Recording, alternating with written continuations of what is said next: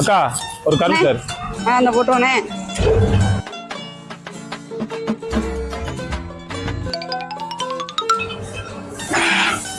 எவ்வளோ? 20 ரூபாண்ணே.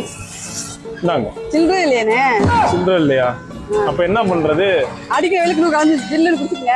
அதுவும் கரெக்ட் தான். இன்னொரு ஜூஸ் வேணா கொடுங்க. இந்தாங்க. அக்கா அதான் இப்படி சில்லறை இருக்கு. இப்படிலாம் இருந்தா அப்புறம் எப்படி நாங்க குழப்பம் நடத்துறது? அப்புறம் வந்து பரவாயில்ல.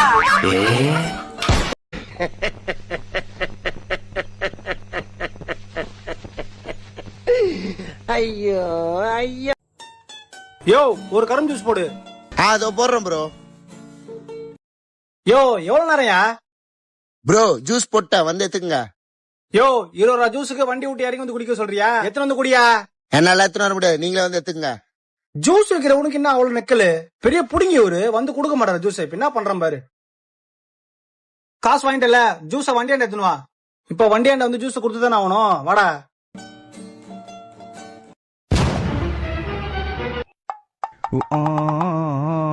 நாங்க ப்ரோ ஜூஸ்.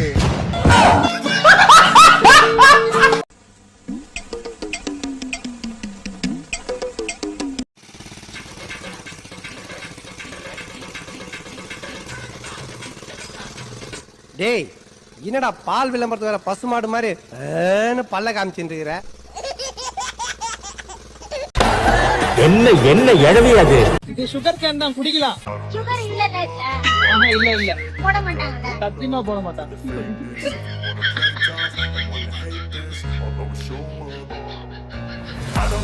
ஜூஸ் குடிமா.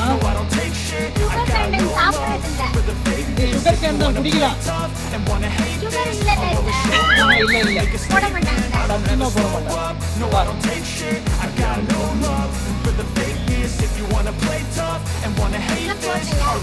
சத்தியமா சுகர் இல்லை.